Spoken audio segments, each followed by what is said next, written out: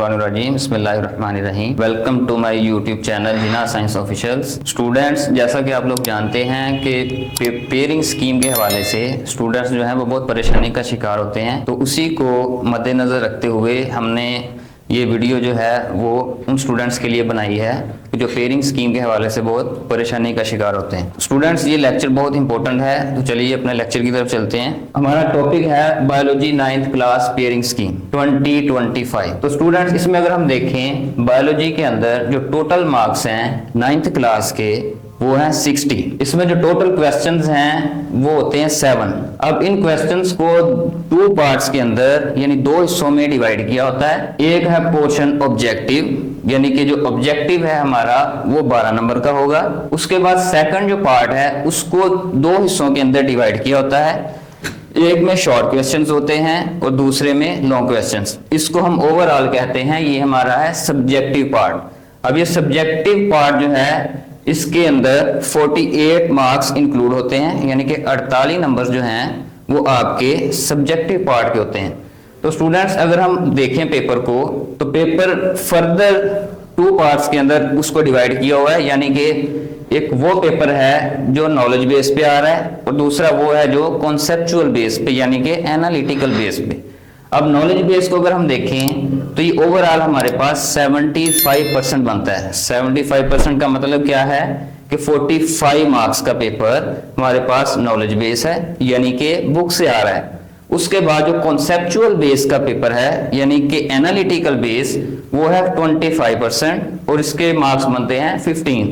तो ओवरऑल अगर हम देखें तो टोटल हमारे पास कितने मार्क्स आ गए? 60।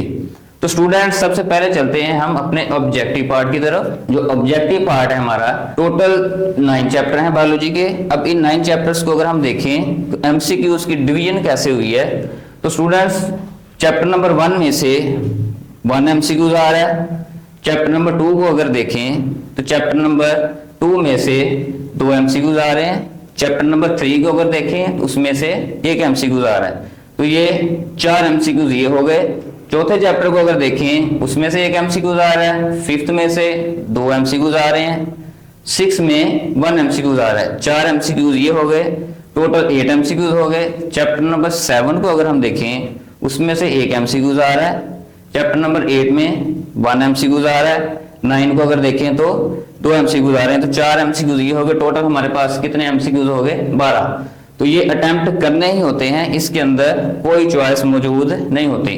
तो स्टूडेंट, उसके बाद आ जाएं अपने सब्जेक्टिव पार्ट की तरफ। सब्जेक्टिव पार्ट में हमारे पास जो शॉर्ट क्वेश्चन वाला पोर्शन है उसमें हमारे पास जो टोटल नंबर होते हैं वो 30 होते हैं। इसको 3 हिस्सों के अंदर डिवाइड किया, यानी कि क्वेश्चन नंबर 1 हमारा एमसीक्यूज का क्वेश्चन था। क्वेश्चन नंबर 2 में भी शॉर्ट क्वेश्चन है। क्वेश्चन नंबर 3 में भी शॉर्ट क्वेश्चन हैं। क्वेश्चन नंबर 4 में भी शॉर्ट क्वेश्चन हैं। ये जो पोर्शन हैं स्टूडेंट्स, इसको 3-3 चैप्टर्स के जरिए डिवाइड किया होता है। अगर हम देखें जो पहला शॉर्ट क्वेश्चंस का पोर्शन है उसमें चैप्टर नंबर 1 शामिल है, 2 है और चैप्टर नंबर 9 है। और इसके अंदर एडिशनल जो है वो डेंगू के हवाले से भी कोई क्वेश्चन ऐड होगा और वो भी 2 नंबर का क्वेश्चन आपसे पूछा जाएगा। तो स्टूडेंट्स, अगर हम देखें चैप्टर नंबर 1 को, उसमें से 2 शॉर्ट क्वेश्चन आ रहे हैं। चैप्टर नंबर 2 को अगर देखें तो उसमें से 3 शॉर्ट क्वेश्चन आ रहे हैं। चैप्टर नंबर 9 को देखें तो उसमें से 2 शॉर्ट क्वेश्चन आ रहे हैं और जो डेंगू वाला पोर्शन है उसमें से 1 शॉर्ट क्वेश्चन आ रहा है। तो टोटल हमारे पास शॉर्ट क्वेश्चन बन गए 8। अब अटेम्प्ट कितने करने हैं आप लोगों ने? इन 8 शॉर्ट क्वेश्चंस में से आप लोगों ने 5 शॉर्ट क्वेश्चंस को अटेम्प्ट करना है और टोटल हमारे पास कितने नंबर आ गए? 10, यानी कि 10। अब क्वेश्चन नंबर 3 को अगर हम देखें वो भी सेम ऐसे ही है जैसे क्वेश्चन नंबर 2। 3 चैप्टर्स में से वो पोर्शन बनेगा। चैप्टर नंबर 4, इसमें से 2 शॉर्ट क्वेश्चन आ रहे हैं। चैप्टर नंबर 5 में से 4 शॉर्ट क्वेश्चन आ रहे हैं और 6 में से कितने आ रहे हैं? 2। तो ये टोटल हमारे पास कितने हो गए? 8। तो इन 8 में से आप लोगों ने 5 ही अटेम्प्ट करने हैं। तो ये 10 नंबर का ये पोर्शन हो गया। टोटल हमारे पास हो गए 20। अब क्वेश्चन नंबर 4 की तरफ आए। क्वेश्चन नंबर 4 सेम वही प्रोसीजर या वही जिस तरह पहले डिवीजन हुई है वैसे इस पोर्शन की हुई है। इसमें चैप्टर नंबर 3 शामिल है, चैप्टर नंबर 7 है और चैप्टर नंबर 8 है। अब 3 को अगर हम देखें इसमें से 2 शॉर्ट क्वेश्चन आएंगे। चैप्टर नंबर 7 में से 3 शॉर्ट क्वेश्चन आएंगे और चैप्टर नंबर 8 में से भी 3 शॉर्ट क्वेश्चन आएंगे। तो टोटल कितने हो गए 8। इन 8 शॉर्ट क्वेश्चंस में से आप लोगों ने 5 शॉर्ट क्वेश्चंस को अटेम्प्ट करना है। तो टोटल हमारे पास 15 शॉर्ट क्वेश्चंस हो गए। इन 15 को अगर 2 से मल्टीप्लाई करें तो टोटल मार्क्स कितने हो गए हमारे पास 30। तो स्टूडेंट्स अब आ जाते हैं हम लॉन्ग क्वेश्चंस की तरफ। तो क्वेश्चन नंबर 5, क्वेश्चन नंबर 6 और 7, ये जो पोर्शन है मतलब पूरा एक लॉन्ग क्वेश्चन ही बनेगा।